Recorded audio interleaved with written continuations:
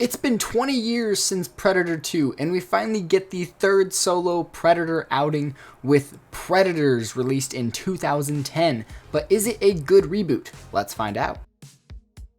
Welcome back to the channel, everybody. I'm Carter Scotland Allen. If you're new here, I talk anything and everything film related. If I'm interested, I will talk about it, and I will also share my professional filmmaking journey. Please be sure to like and subscribe if you like movie-related content, but we are covering 2010's Predators. We have covered the first two Predator films with Predator, Predator 2, as well as Alien vs. Predator and Aliens vs. Predator Requiem, and now moving on to the fifth film in the Predator, world, but the third solo Predator film and the first real kind of reboot in the franchise. Brought together on a mysterious planet, a mercenary and a group of cold-blooded killers now become the prey.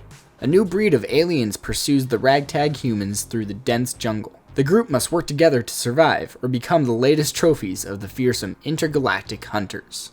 Okay, starting off with the directing for this film. Predators is directed by Nimrod Antal. I hope I'm pronouncing that correctly. He is known for Vacancy as well as directing 2 episodes of Stranger Things 4. What Predators gets right is the tone and the feel of the world that the characters are put in. The downfalls of this film are personally overshadowed, in my opinion, by the interesting new additions to the Predator lore. I do think this directing choice is a good choice for 2010's Predators, although it doesn't feel as stylized as I would have liked it. It does feel a little bit too reminiscent of the original film, but again, like I said before, the downfalls of this film don't necessarily make it a bad watch for me, in my opinion.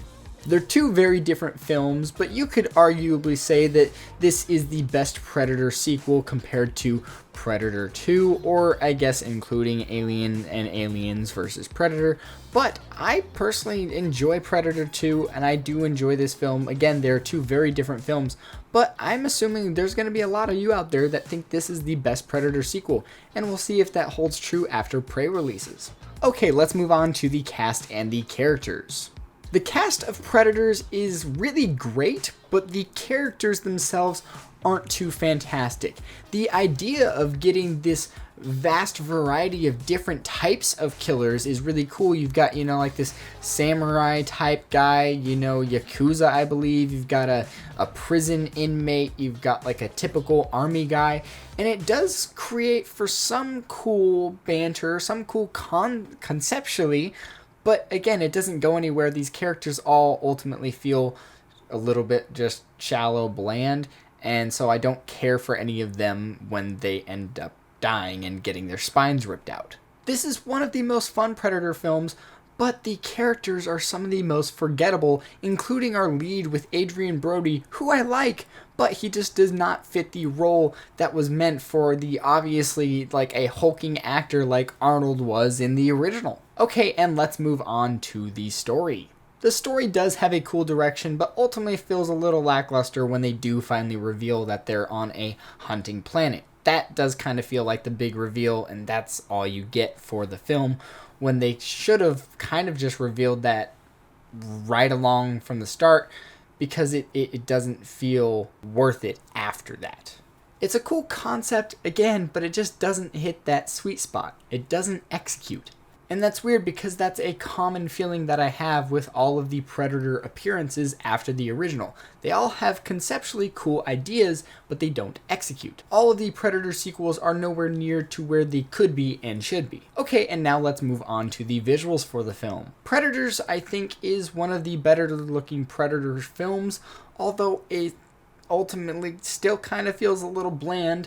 I do think that kind of does fit for the bleakness of the creature itself, and they're going for a little bit darker of a take. It does have some comedic moments, but I would argue that this is probably the darkest solo Predator film. I don't think this is graphically as offensive as Aliens vs. Predator Requiem, but this is one of the more graphic Predator films. We have overall pretty good practical work and some really good CGI. I have to say, I think it's all fun. The kills are fun.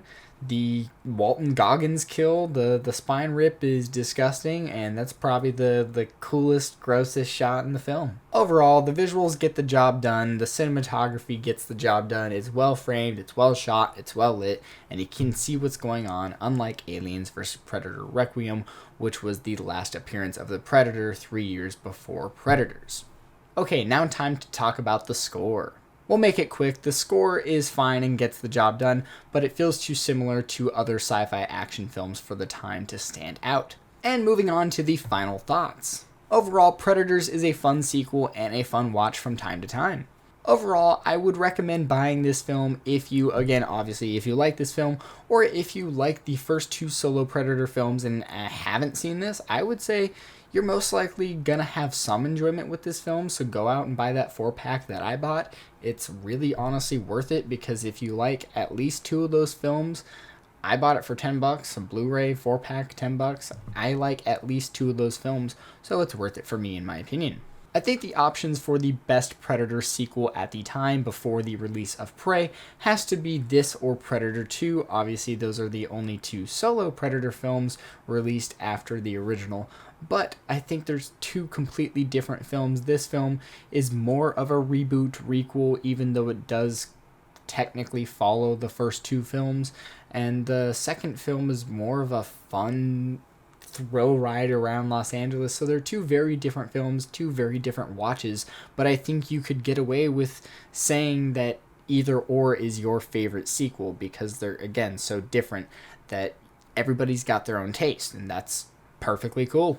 Well, that's it for Predators released in 2010. Okay, I have now reviewed the first 3 solo Predator films as well as both Alien vs. Predator films, and next up I have to review The Predator, released in 2018 before Prey releases on Friday, August 5th. Cannot wait for that. Thank you guys so much for watching. Let me know what you guys think of Predators down in the comments below, and be sure to go enter into the Predator comic book giveaway that I have. It will be open until the day after Prey releases on Hulu, and I will be going to give away 3 Predator comic books to 3 of you guys.